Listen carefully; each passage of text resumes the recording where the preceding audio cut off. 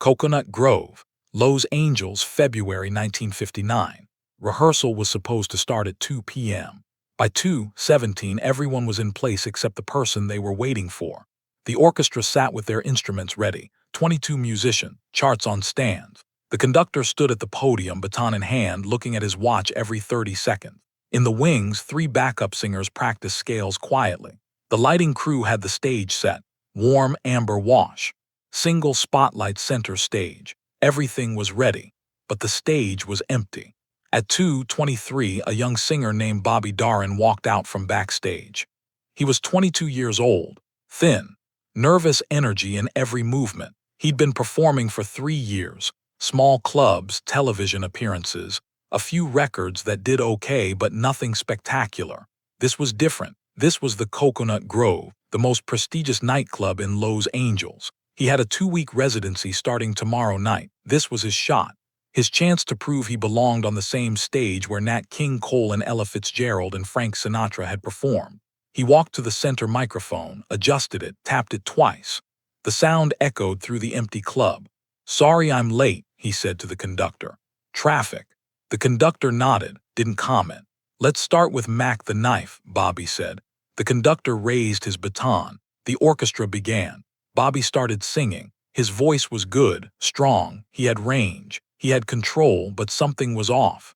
The phrasing was too careful, too studied, like he was performing a song instead of living inside it. After the first verse, the conductor stopped. "Bobby, you're rushing the tempo. I'm following the arrangement. The arrangement is a guideline, you need to feel it, right now you're thinking it." Bobby nodded. "Okay, let's go again." They ran it again, better this time, but still not quite there. The conductor stopped after the second chorus. "You're still in your head, let it breathe." "I am letting it breathe." "No, you're controlling it, there's a difference." Bobby felt frustration rising. He'd practiced this song for weeks. He knew every note, every inflection, every breath. "What do you want me to do differently?" "I want you to stop trying so hard, trust the song, trust yourself." "I am trusting myself." The conductor set down his baton. "Let's take 5.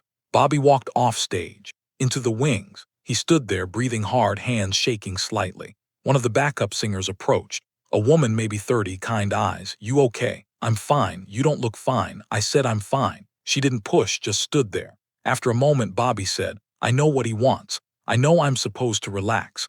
But how do you relax when you know this is the biggest break of your life? When you know that if you screw this up, you might not get another chance?" "You don't relax," the woman said quietly. "You just pretend you're relaxed until you actually are." Bobby looked at her. "How do you do that?" "Experience. Time. Falling on your face a few times and realizing it doesn't kill you." "I don't have time to fall on my face." "Then you're gonna have a hard 2 weeks."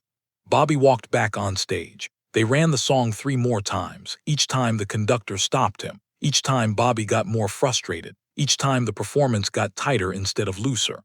At 3:45, the conductor set down his baton and said, "That's enough for today, we'll pick this up tomorrow." Bobby stood at the microphone, defeated. "I can do better. Give me one more shot." "Bobby, more practice isn't going to help right now. You need to step away, clear your head. But tomorrow, 2 p.m., we'll start fresh." The conductor walked off. The orchestra packed up. Within 10 minutes, the club was empty except for Bobby, standing alone on the stage under the single spotlight. He didn't move, just stood there staring at the empty room. He didn't notice the man sitting in the back corner booth until the man spoke. "You're trying too hard." Bobby spun around, squinted into the darkness. He couldn't see who it was, just a silhouette. "Who's there?" The man stood, walked toward the stage slowly. As he passed under one of the house lights, his face became visible. Bobby's stomach dropped. Frank Sinatra. Sinatra walked to the edge of the stage, stopped, looked up at Bobby with an expression that wasn't friendly but wasn't hostile either, just assessing. "How long have you been here?" Bobby asked. His voice came out quieter than he intended. "Since 2:30. You watched the whole rehearsal." "Most of it." Bobby felt his face flush. "I didn't know you were here." "I know. That's why I stayed quiet." Sinatra pulled out a chair from one of the nearby tables, sat down, crossed his legs. "Sit," he said. It wasn't a request. Bobby sat on the edge of the stage, his legs dangling. He felt like a kid called to the principal's office. "You know what your problem is?" Sinatra asked. Bobby shook his head. You're singing for the conductor, for the audience, for everyone except yourself. I'm trying to get it right.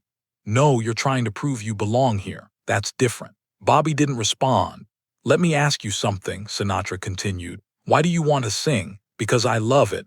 Bullshit. Bobby looked at him, startled. Excuse me. That's a bullshit answer.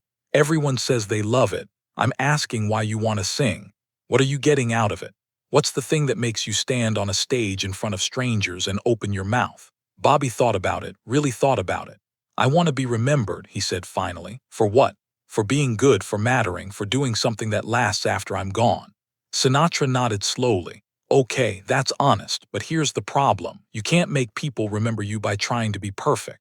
You make them remember you by being real. I am being real. No, you're being careful. You're singing the notes exactly as written. You're hitting every mark. You're doing everything right, but you're not taking any risks. You're not making the song yours, you're just performing it. Bobby felt anger rising. With all respect, Mr.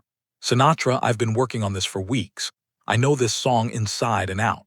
I don't doubt that, but knowing a song and owning a song are two different things. So what am I supposed to do? Just wing it. Just ignore the arrangement and do whatever I feel like. Sinatra smiled slightly. No, you learn the arrangement. You practice until you know every note. And then you forget all of it. You step on that stage and you sing like the arrangement doesn't exist. Like the only thing that matters is what you're feeling in that exact moment.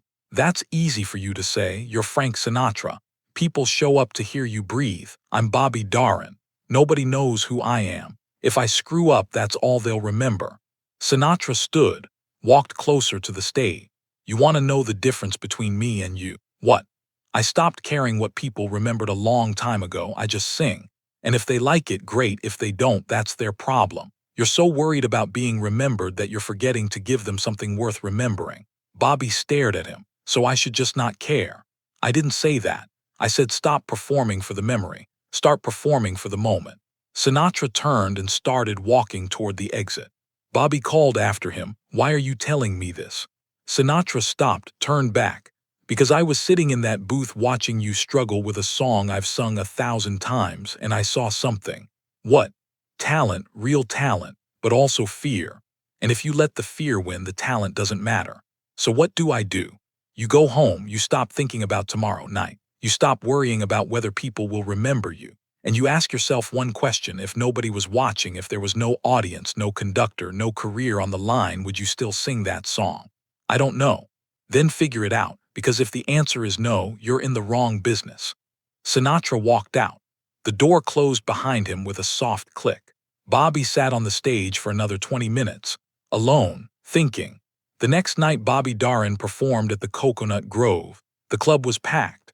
Industry people, critics, a few celebrities. Word had spread that this kid from the Bronx was something special. Bobby walked on stage at 9 p.m. The spotlight hit him. The crowd went quiet. He stood at the microphone, looked out at the sea of faces, took a breath. And then he started singing Mack the Knife. But something was different. The careful phrasing was gone. The studied perfection was gone. Instead, he sang like he didn't care who was listening. Like the song was a conversation between him and the empty air. He held notes longer than the arrangement called for. He paused where the sheet music said to continue. He changed the rhythm, made it swing harder, and the crowd felt it. By the second chorus, people were leaning forward. By the bridge, they were smiling. By the final note, they were on their feet. The applause lasted 45 seconds. Bobby stood there, breathing hard, almost surprised it was over. He looked into the wings. The conductor was nodding, smiling. The backup singers were clapping. And in the back corner booth, the same booth where Sinatra had sat yesterday, a man in a dark suit raised a glass. Bobby couldn't see his face clearly, but he knew who it was. Sinatra didn't stay for the rest of the show. He finished his drink, left a $100 bill on the table, and walked out. He didn't come backstage, didn't send a note, didn't acknowledge Bobby at all. But the next morning, Bobby got a call from his agent. "You're not going to believe this," the agent said. "Capitol Records wants to sign you. They saw your show last night. They want you to record Mack the Knife. They think it could be a hit." How did they even know about the show? I don't know. But someone called them. Someone told them to come see you. Bobby hung up, sat in his apartment, looked at the phone. He knew who'd made that call. He never confirmed it, never asked, but he knew. 3 months later, Mack the Knife by Bobby Darin hit #1. It stayed there for 9 weeks. It won the Grammy for Record of the Year. It made Bobby Darin a star. In interviews, Bobby was asked about his influences. He mentioned Sinatra every time. "Frank Sinatra taught me everything I know," he'd say. Journalists would ask for details. Bobby would smile and say, "He taught me how to stop performing and start living inside a song." They'd ask when Sinatra taught him that. Bobby would say, "A long time ago."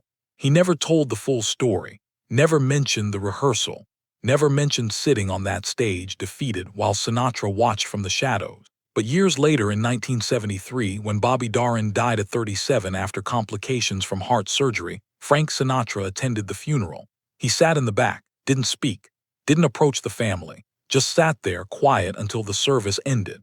As people filed out, someone recognized him, asked if he'd known Bobby well. Sinatra shook his head. "Not well. But I knew him when it mattered." "When was that?" Sinatra didn't answer, just walked to his car and drove away. After the funeral, Bobby's widow found a note in her husband's papers. It was written in Bobby's handwriting, dated February 1959. It said, "Today Frank Sinatra told me to stop trying to be remembered and start trying to be real. I think I finally understand what he meant. The only performances worth remembering are the ones where you forget you're being watched." She showed the note to a journalist years later. The journalist asked if she knew when Sinatra had said that to Bobby. She said she didn't know, but she knew it was true.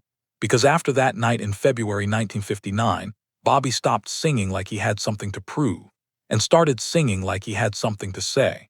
And that's when people started listening. The question is this: when you're Frank Sinatra and you watch a young singer struggle through a rehearsal, and you could walk away, or you could tear him apart, or you could ignore him entirely. But instead you sit in the shadows and wait until everyone leaves to tell him the one thing he needs to hear. Is that kindness? Or is that control? Because you're not just giving advice. You're showing him that you were there the whole time, that you saw everything, that you could have humiliated him in front of the orchestra, but you chose not to. And when that advice changes his career, when he becomes a star and mentions your name in every interview, when he wins a Grammy for the song you told him to own instead of perform, did you help him? Or did you make sure he'd always know that his success started with your permission? Because maybe the most powerful thing you can do isn't to destroy someone when they're vulnerable. It's to help them just enough that they spend the rest of their life wondering if they would have made it without you. And maybe that's not manipulation. Maybe that's just understanding that real power isn't about what you do. It's about what you choose not to do. Frank Sinatra could have ignored Bobby Darin, could have walked out of that rehearsal and never thought about him again. But he stayed, he watched, he waited. And then he gave Bobby the thing he needed most, not praise, not criticism, but a question. Would you still sing if nobody was watching? And Bobby spent the rest of his life answering it.